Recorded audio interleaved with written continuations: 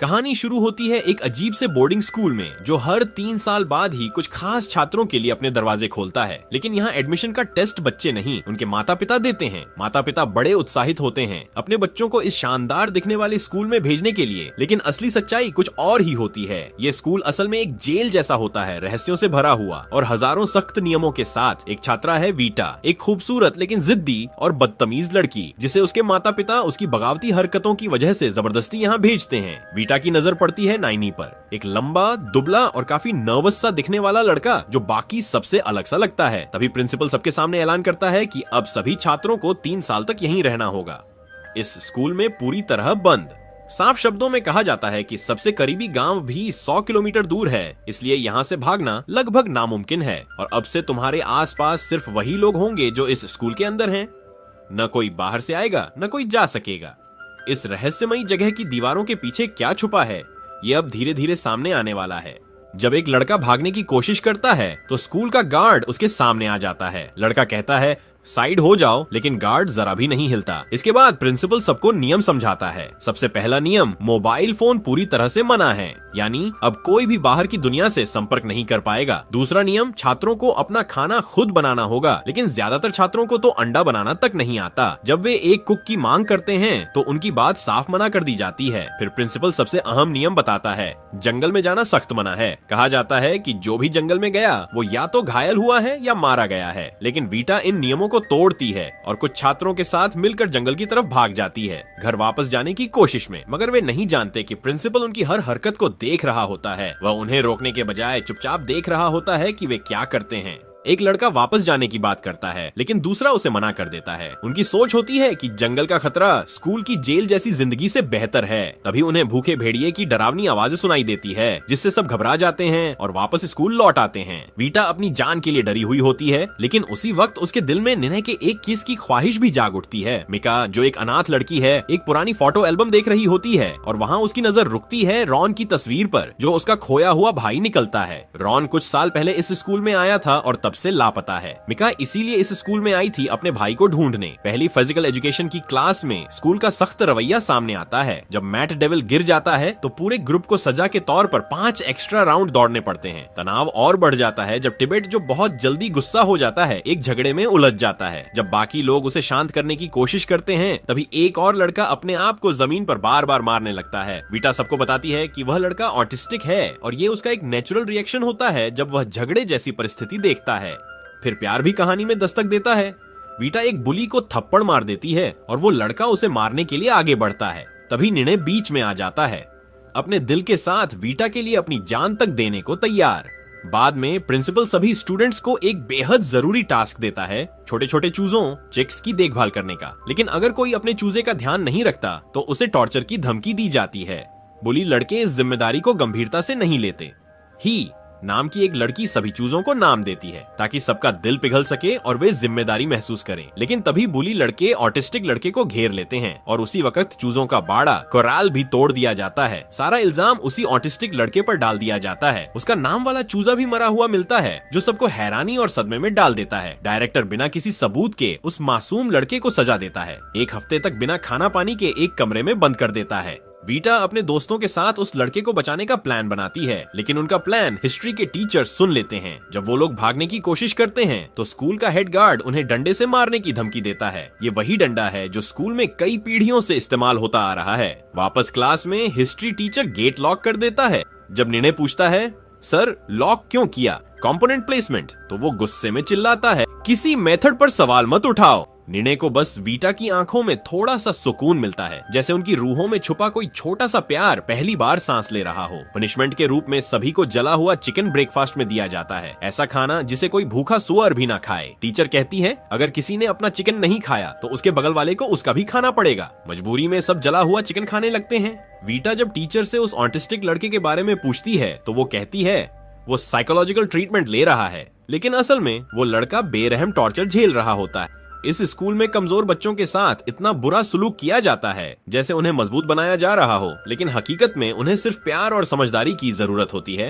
अगले दिन टीचर एक स्पेशल रूल अनाउंस करती है, जो स्टूडेंट सबसे ज्यादा वोट्स लेगा वो वीकेंड पर घर जा सकेगा। वीटा इसे एक मौका समझती है स्कूल की हद से ज्यादा टॉर्चर और जुल्म को सबके सामने लाने का। हर स्टूडेंट चिट्ठी लिखता है कि उन्हें वोट क्यों मिलना चाहिए, लेकिन बुली फूड के बदले लोगों के वोट खरीदने की कोशिश करता है। जब वीटा इस बात का सामना करती है तो बुली गुस्से में आ जाता है, लेकिन तभी निर्णय उसके सामने आकर खड़ा हो जाता है। वो वीटा के लिए अपनी जान तक देने को तैयार है। अब वीटा की स्कूल से निकलने की ख्वाहिश और निर्णय के लिए प्यार दोनों मिल जाते हैं। उन्हें एक एक नंबर दे दिए जाते हैं, निर्णय को नंबर 2 और वीटा को नंबर 8। उनके असली नाम छीन लिए जाते हैं, उनकी पहचान खो जाती है। अब हर सुबह वीटा लंच हॉल में निर्णय के सामने बैठती है। जब उनकी आंखें मिलती हैं तो अंदर ही अंदर कुछ सुलगता है। बीच की हवा तक भारी हो जाती है, जैसे उनका प्यार किसी खास पल का इंतजार कर रहा हो। लेकिन वे अपने जज्बात जाहिर नहीं कर सकते, क्योंकि स्कूल में प्यार की इजाजत नहीं है। कहा जाता है कि छात्रों के लिए सिंगल रहना ही बेहतर है। हर कोने में कैमरे लगे हैं, न गले लगना मुमकिन है, न चुपके से एक किस। तभी वीटा और निर्णय हवा में चुपचाप इशारों से बातें करने लगते हैं, ऐसे इशारे जो सिर्फ दिल समझ सकता है। वे एक दूसरे को बिना छुए भी अपना प्यार जता देते हैं। इस बेरहम स्कूल में पहली बार उन्हें लगता है कि शायद वे खुश हो सकते हैं, क्योंकि अंधेरे में भी अगर प्यार हो तो रोशनी खुद रास्ता ढूंढ लेती है। कभी कभी प्यार को हाथों की जरूरत नहीं होती, सिर्फ दो रूहों का मिलना ही काफी होता है। वीटा और निर्णय एक दूसरे को भावनात्मक सहारा दे रहे होते हैं। तभी इंटरनाडो का डायरेक्टर उनके बीच कुछ महसूस करता है। अनिन उससे पूछता है, क्या तुम्हारा वीटा यानी नंबर 8 के साथ कोई रिश्ता है? निर्णय तुरंत इनकार कर देता है, लेकिन डायरेक्टर कहता है, प्यार की एक खास खुशबू होती है और तुमसे तो पूरी मोहब्बत की बदबू आ रही है। तुम इस स्कूल में किसी पर क्रश रखते हो?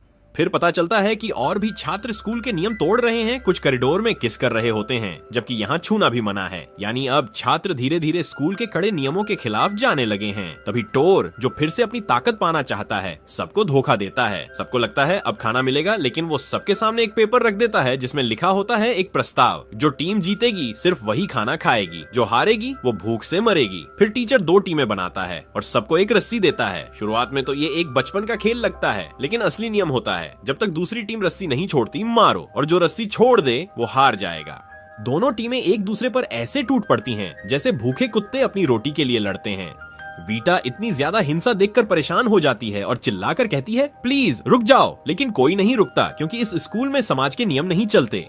यहाँ सिर्फ एक नियम है, जो ज्यादा ताकतवर है वही जीतेगा। तभी मिका, जो अब और बर्दाश्त नहीं कर पाती, सबके बीच से भागकर जाती है और रस्सी खोल देती है। जब टीचर उसे रोकने की कोशिश करता है, निर्णय टीचर को धक्का दे देता है, लेकिन टीचर मेज से टकराकर गिर जाता है और उसका होंठ फट जाता है। इस तरह वह बर्बर खेल वहीं खत्म हो जाता है। लेकिन किसी को यह नहीं पता होता कि अब उन्हें घंटों तक सजा मिलेगी। सड़े हुए दूध की बदबू के बीच बंद करके रखा जाएगा। वीटा को बस एक ही सुकून मिलता है, अपने प्यार की आंखों को देखना। क्या पता उसका प्यार ही उसकी आखिरी उम्मीद हो। अगली सुबह टीचर क्लास में आती है और सबसे पूछती है, क्या तुम्हें अपने किए पर पछतावा है? सब एक साथ जवाब देते हैं, नहीं।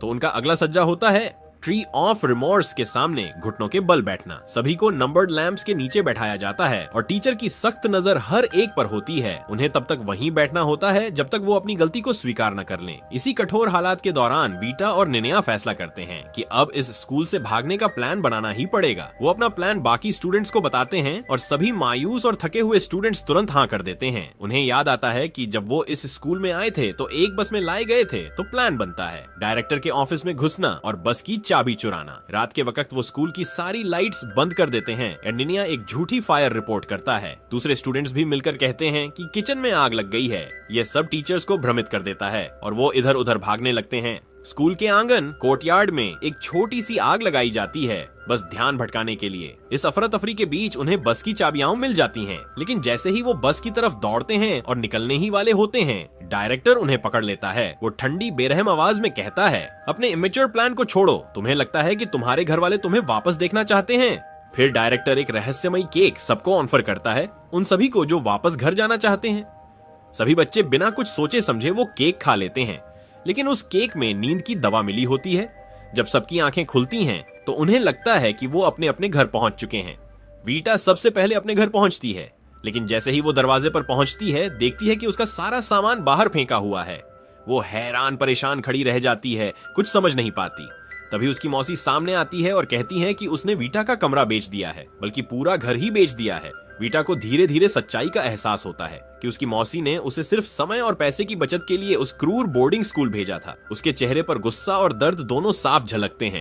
तभी बुली ट्विंस वापस आते हैं और देखते हैं कि उनके पिता अपनी प्रेमिका के साथ खड़े हैं। उनका पिता उन्हें बताता है कि उसने खुद पैसे दिए थे ताकि वे 3 साल तक इंटरनाडो में ही रहें। अब वो उनसे कहता है कि यहाँ से चले जाएं। उन्हें अब इस घर में कोई जरूरत नहीं। धीरे धीरे बहुत से छात्रों को एहसास होने लगता है कि शायद उनकी फैमिली उनसे सच में प्यार नहीं करती। एक और लड़की अपने पिता को शादी के कपड़ों में देखती है। वो अपने पिता से कहती है कि वो उसकी जिम्मेदारी है, लेकिन उसका पिता बेरहमी से उसे धक्का देता है और थप्पड़ों से मारने लगता है जैसे वो उसकी बेटी नहीं कोई बोझ हो। एक ऑटिस्टिक लड़का जब घर पहुंचता है तो उसकी माँ बस यही कहती है कि वो जल्दी से वापस इंटरनाडो चला जाए, क्योंकि उसका पिता एक शराबी और हिंसक आदमी है जो उसके लिए खतरनाक हो सकता है। लेकिन सबसे दिल तोड़ देने वाली वापसी निनेया की होती है। उसे पता चलता है कि उसकी माँ अब इस दुनिया में नहीं रही, किसी गंभीर बीमारी के कारण उसका निधन हो गया। जब निनेया इस सदमे और गम में पूरी तरह टूट जाता है तो वही डायरेक्टर जो हमेशा बच्चों पर सख्त रहता था इस बार उसे डांटता नहीं बल्कि उसकी माँ के लिए हमदर्दी जताता है। और यहीं एक चौंकाने वाला खुलासा होता है कि निनेया का पिता इसी इंटरनाडो स्कूल में टीचर था। इसी वजह से उसकी माँ को लगा था कि यह जगह उसके बेटे के भविष्य के लिए सुरक्षित और बेहतर होगी। लेकिन हकीकत यह है कि ये स्कूल एक ऐसी जेल है जो बच्चों के जिस्म ही नहीं उनकी रूह को भी धीरे धीरे निगल जाती है। इस दर्द के बीच निनेया को बस एक ही उम्मीद बाकी रहती है, विटा के साथ उसका प्यार, उसके साथ मिलकर इंटरनाडो से भाग जाना और कहीं दूर एक नई जिंदगी शुरू करना। जब सभी बच्चे वापस इंटरनाडो लौटते हैं तो डायरेक्टर एक ऐलान करता है कि ये स्कूल उन बच्चों के लिए है जिन्हें उनकी फैमिलीज ने ठुकरा दिया है। ये जगह इसलिए बनाई गई है ताकि ये बच्चे सच्चा प्यार और असली जिंदगी के वो अनुभव सीख सकें जो उनके माता पिता ने उनसे छीन लिए। निनेया ऊपर से दिखावा करता है कि वो अब स्कूल के रूल्स को मान रहा है, लेकिन वो छुपकर विटा को बताता है कि वो उसके साथ भाग जाना चाहता है, एक ऐसी जिंदगी जीना चाहता है जहां सिर्फ प्यार हो, कैद नहीं। विटा कहती है, अब तक तुमने कभी अपने जज्बात जाहिर नहीं किए, तो मैं तुम्हारे साथ कैसे रहूं जब तक तुम मुझे सच में अपने दिल का हाल नहीं बताते। लेकिन इसी दौरान स्कूल के कुछ टीचर्स जंगल में एक गुप्त बैठक करते हैं, ऐसे जैसे वो कोई डार्क कल्ट या सीक्रेट सेक्ट हो। वहां पर एक टीचर कहता है, इन बच्चों को मार डालो, इनके शरीर को काटो और इन पर एक्सपेरिमेंट्स करो। तो दूसरी टीचर कहती है, नहीं, इन्हें हमेशा के लिए अपना नौकर बनाकर रखो, ये हमारे कपड़े धोएंगे, खाना बनाएंगे और हमारी सेवा करेंगे।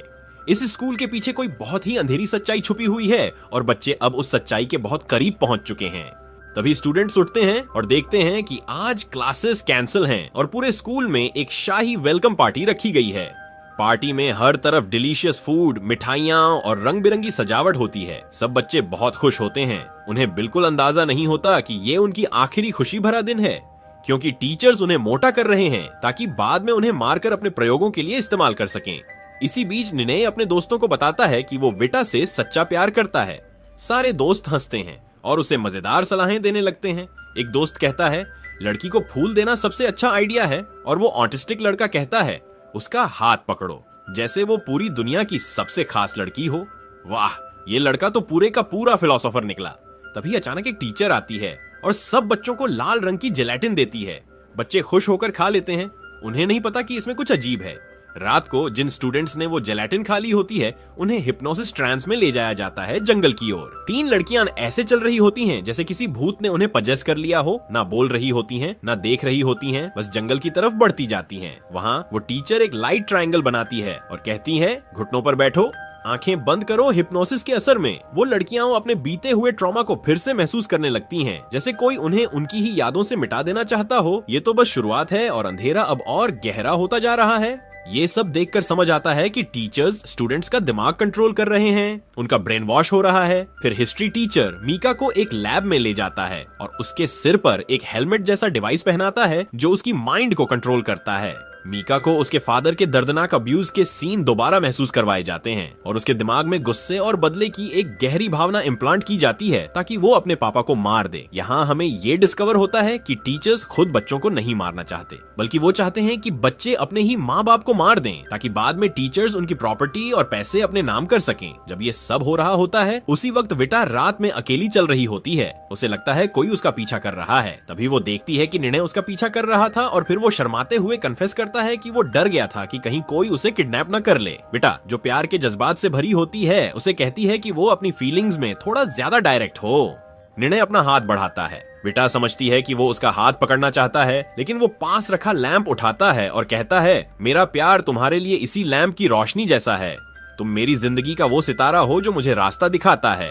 बेटा शर्मा जाती है और कन्फेस करती है कि वो भी उसकी हिम्मत और इंसाफ की भावना की बहुत बड़ी फैन है। उधर पता चलता है कि मीका का भाई रॉन जिंदा है। वो अकेला लड़का है जो एक्सपेरिमेंट्स से बच पाया है, इसलिए मिस्टर गौरव, वो विलन जिसके सिर पर हमेशा टॉपी होती है, उसे सबसे बड़ा चैलेंज मानता है। मिस्टर गौरव छुपकर सब कुछ कंट्रोल कर रहा होता है। उसका प्लान है कि स्टूडेंट्स को सोल्जर्स बनाकर अपनी आर्मी खड़ी करे, जबकि रॉन का मकसद सिर्फ अपनी बहन मीका को बचाना होता है। रॉन दिल से एक कंपास को फॉलो करता है और आखिरकार अपनी बहन तक पहुंच जाता है। मीका उसे देखते ही दौड़कर उससे गले लग जाती है। भाई बहन का मिलन हो जाता है। रॉन उसे स्कूल के सीक्रेट एक्सपेरिमेंट्स के बारे में बताता है, लेकिन जैसे ही दोनों वहाँ से भागने की कोशिश करते हैं, तभी विलन उनके रास्ते में आ जाता है, हाथ में गन लिए हुए।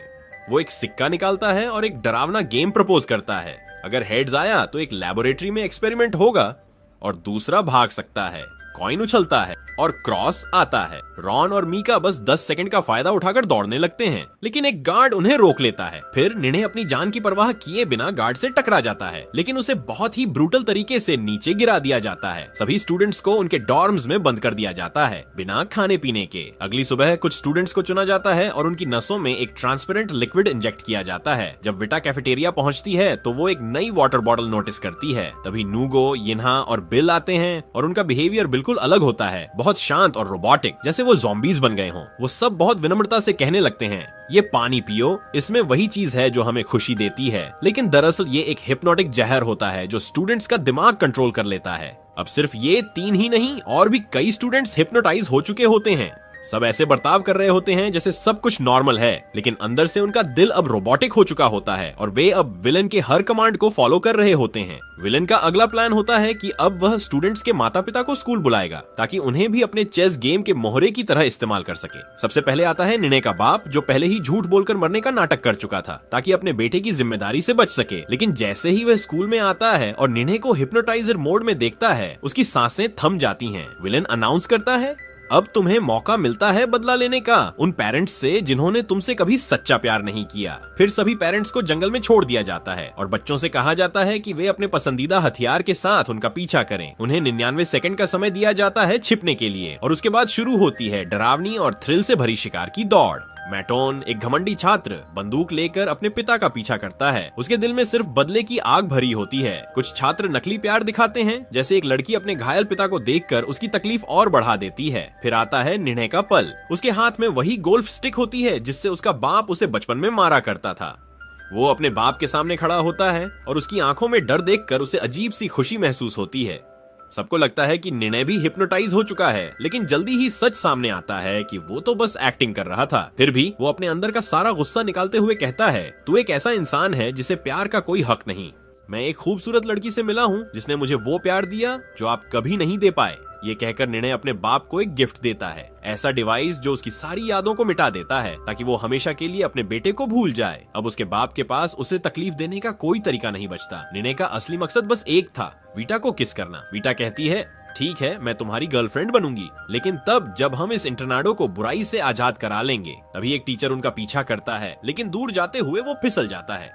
जब वो बंदूक निकालता है, एक लड़की वीटा के सामने आ जाती है और अपनी जान देकर उसकी रक्षा करती है। ये दिखाता है कि हिप्नोटिज्म के बाद भी उनकी आत्मा में दोस्ती और प्यार का एक टुकड़ा बाकी है, और यह साबित करता है कि बुराई कभी इंसानों के बीच के असली रिश्तों पर जीत नहीं पा सकती। लेकिन वो प्रोफेसर एक डरावना बीस्ट होता है जो किसी भी हद तक जा सकता है मारने के लिए। वह निर्णय को बड़े ही बेरहमी से पीटता है, जबकि वीटा मीका को उठाकर इंटरनाडो ले जाने की कोशिश करती है, लेकिन उसकी ताकत खत्म हो जाती है और वह गिर जाती है। मीका को गले लगाकर रोती है। मीका अपनी आखिरी सांस में कहती है, मैं मरना नहीं चाहती। उसके बाद वह बेहोश हो जाती है। अब उसकी जिंदगी छात्रों के हाथों में है। एक छात्र मीका को गोद में उठाता है और रॉन, जो उसका भाई है, गुस्से से भरा हुआ टीचर से टकरा जाता है। रॉन और निर्णय मिलकर उस प्रोफेसर से लड़ते हैं। जब हालत बहुत खराब हो जाती है, रॉन अपना हिप्नो पेन निकालता है और उस प्रोफेसर को हिप्नोटाइज कर देता है। रॉन उससे कहता है, अब खुद को मारना शुरू करो, और वह टीचर वाकई खुद को मारना शुरू कर देता है, जैसे उसके ऊपर मच्छर चढ़ गए हों। रॉन उसे देखता रहता है और जैसे जैसे वह ज्यादा खुद को चोट पहुंचाता है, रॉन फैसला करता है कि वह भी मॉन्स्टर नहीं बनेगा और उसे रोक देता है। मीका को हॉस्पिटल ले जाया जाता है और हिप्नोटाइज हुए छात्र सामान्य हो जाते हैं। पेरेंट्स, जो सब कुछ देख चुके होते हैं, उन्हें मेडिकेशन दिया जाता है ताकि उनकी यादें मिटा दी जाएं। विलेन हमेशा के लिए अकेला रह जाता है और एक मेंटल असाइलम भेज दिया जाता है, क्योंकि बिना दोस्तों के जिंदगी का कोई मतलब नहीं होता। 1 महीने बाद मीका पूरी तरह से ठीक हो जाती है और इंटरनाडो वापस आती है, जहां सब उसे खुशी से वेलकम करते हैं। निर्णय इस खुशी से प्रेरित होकर आखिरकार विता से अपना प्यार कन्फेस करता है। विता उसके गाल पर एक प्यारा सा किस करती है और कहती है, मैं तुमसे बेपनाह प्यार करती हूँ। और निर्णय भी, क्योंकि इतने बुरे वक्तों में भी वो अलग नहीं हुए। दोनों का प्यार और भी मजबूत हो जाता है। ये उनके प्यार की ताकत का सबूत है। फिर डायरेक्टर को लगता है कि उसकी जिंदगी खत्म हो रही है, तो वो अपनी वसीयत में लिखता है कि स्कूल का नया लीडर रॉन बनेगा। अगली सुबह जब उसे ब्रेकफास्ट देने जाते हैं, वो अपने बिस्तर पर मरा हुआ मिलता है। रॉन इंटरनाडो की जिम्मेदारी उठाता है और विता और निर्णय के साथ मिलकर उस जगह को एक खुशहाल और प्यार भरी जगह बना देता है। अब स्टूडेंट्स जो चाहें वो खाते हैं, खुलकर हंसते हैं और महसूस करते हैं कि वो एक नई जिंदगी में हैं। विता खुद को फख्र से भरा महसूस करती है, क्योंकि अब कोई भी बच्चा अपने पास्ट की वजह से तन्हा नहीं रहेगा। इस कभी ना भूलने वाले इंटरनाडो में स्टूडेंट्स ने एक असली फैमिली पाई है, फ्रीडम का एहसास और एक ऐसा प्यार जो हर चोट को भर सकता है। अब हीरोज की आंखों में अंधेरा नहीं है, बल्कि एक रोशन और खास सी रोशनी है, क्योंकि उन्होंने अपनी सोलमेट्स को पा लिया है। अगर आपको ये कहानी पसंद आई हो तो सोचो मत, सब्सक्राइब कर लो और बेल आइकन दबा दो ताकि आगे के वीडियोस मिस ना हो जाएं।